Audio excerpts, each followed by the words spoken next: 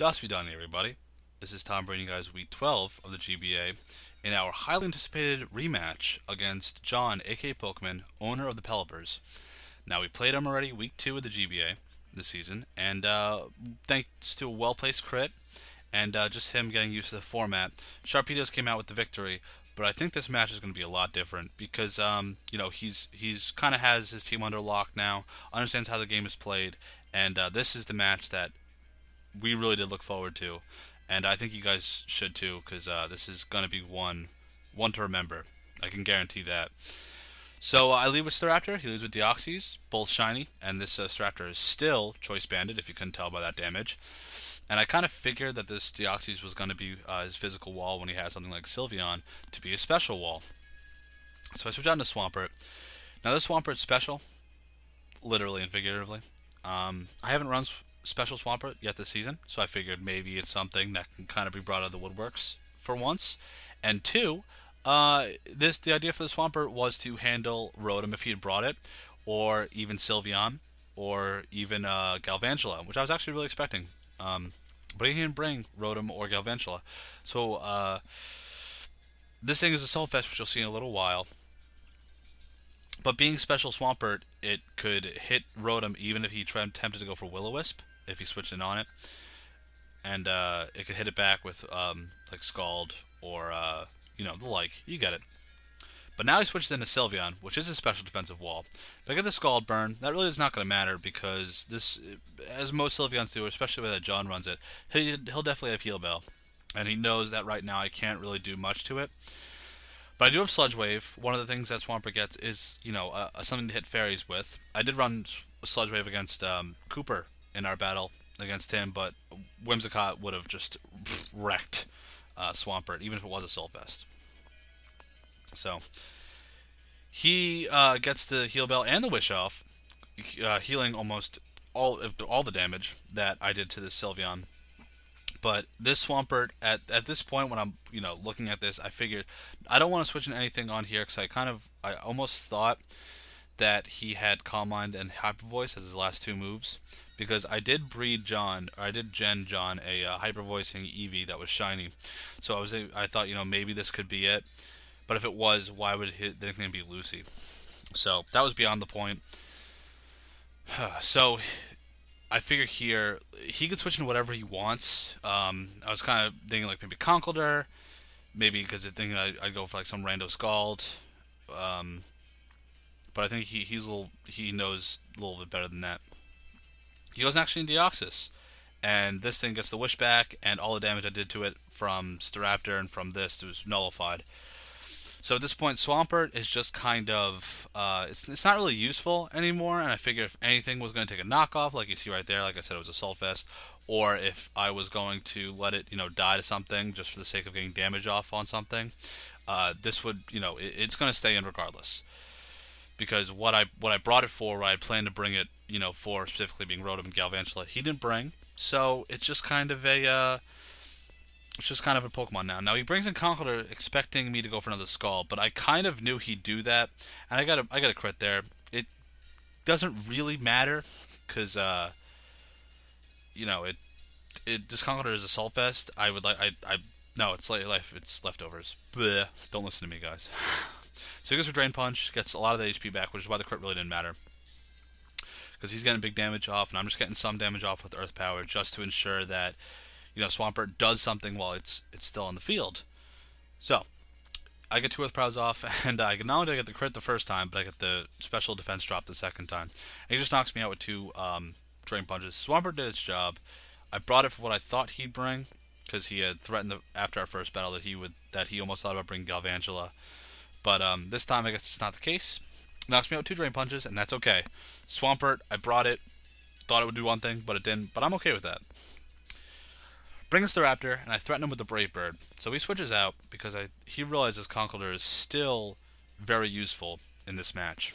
I go for Brave Bird, and if you couldn't tell this Deoxys was defensive from the get-go, you could tell it is now, because this is a choice-banded, reckless Brave Bird from a Jolly Staraptor, and that doesn't kill. So wow, So I'm gonna go for 2, gonna take it out, and just get good damage off on Deoxys. take it out and just take down, just slowly take down his walls or whatever Pokemon he wants to switch in. So the smart play here, as John would do, is to go into Talonflame. Talonflame has that priority Gale Wings. Gale Wings. Fuck. And he goes for Brave Bird and takes out Staraptor. I thought maybe I can go into something else. Crit didn't matter there. I thought I can go into Arcanine, but I figured I'd rather have the safe, clean switch into Arcanine instead of taking two of them for no reason. Also, I think Staraptor served its purpose. Took out his defensive wall, and yeah.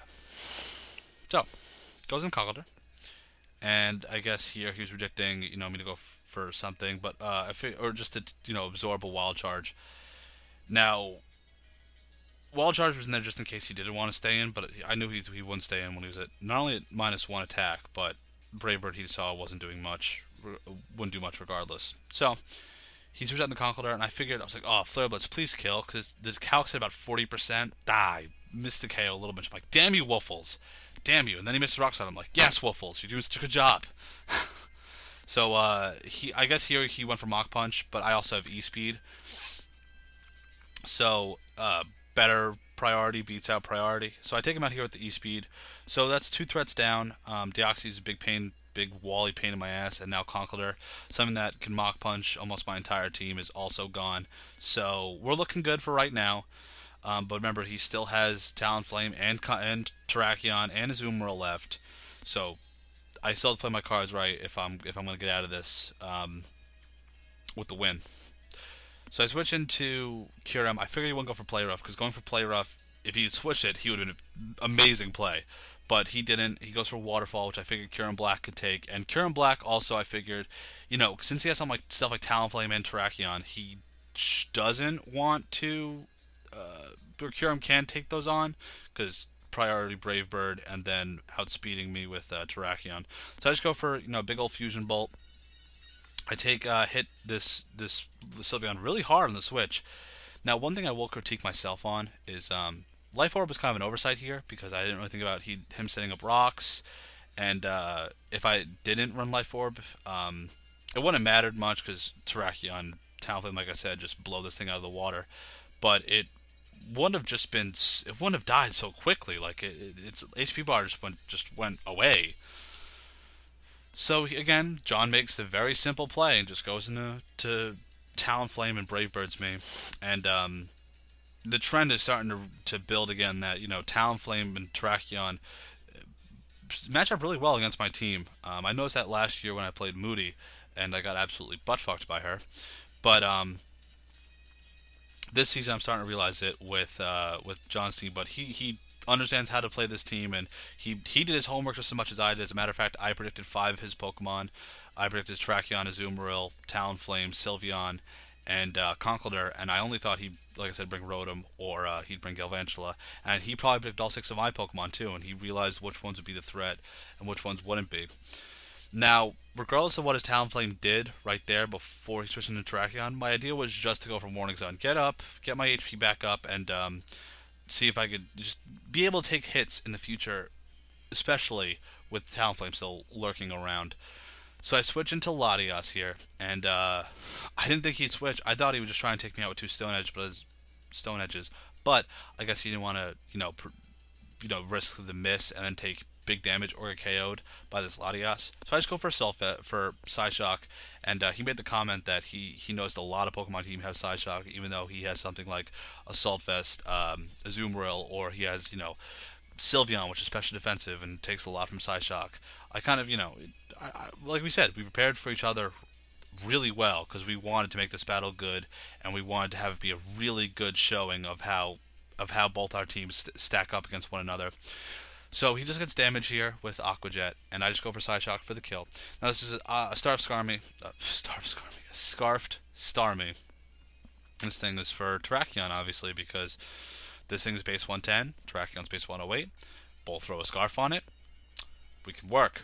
So he goes into his Talonflame, and I go back into my switch in for Talonflame, being Woofles. And I think at this point it is 2-2.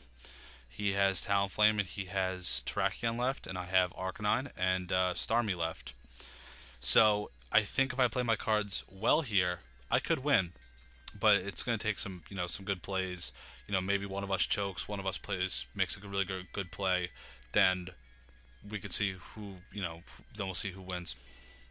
Switching Terrakion here, and he's seen all four of my moves, so he knows I can't really touch this thing. I just go for Wild Charge just to get damage. I think if I predict him to switch, because I knew Morning Sun was useless, because both his Pokemon outspeed me, and both Pokemon just don't care if what HP this Arcanine is at. Goes for Earthquake, which is a good play, because Starmie wouldn't have lived one coming in. And I just let Arcanine die, so here I was like, fuck, I lost. Because Talonflame was his win condition. Talonflame does a huge number to my team, and rightfully so, yeah. Go for Side Shock, get the KO on Terrakion, and he comes in, just bravers me for the kill. Now the play I could have made at the end there, and this was very risky, was if I predict the switch into Arcanine, or into his switch into Terrakion, and I switched out Arcanine into Starmie, I could have gotten the, I could have outsped one for Side Shock. If he went to Talonflame and I Side Shocked, he would have been dead. So go for Side Shock, take out the Terrakion, and then he would kill himself with Brave Bird, or he would kill me with Brave Bird, and then hopefully, if Arcanine came in, lived Rocks, and lived one Brave Bird, I could Morning Sun until he killed himself with Recoil. Now, that was really risky, because what if I didn't live Rock Switch in, or if he critted me? There was a lot to gamble on, but hey, a 1-0 loss I'll take, because this was the battle that I wanted it to be. It was close, it was competitive, it was fun. You know it's a good battle when you leave with a smile on your face, even if it is a loss. Now that was a really close loss. So John, I think, unless he royally fucks up, has locked up the first round bye. I'm okay with that, because now that means I know how I can play my next 2 weeks, in which I play Danza and I play Joe. Both my first matchups this season against them, and I look forward to good matches. Danza I've already started getting ready for, and Joe I'll prepare for based on my match with Danza after how that goes. So thanks for watching, guys. I hope you enjoyed the narration, and I'll see you guys hopefully with a Wi-Fi battle this week, and for my battle against Danza next week. So peace out, and Sharpedos are still making moves, so stay tuned. Thanks, guys.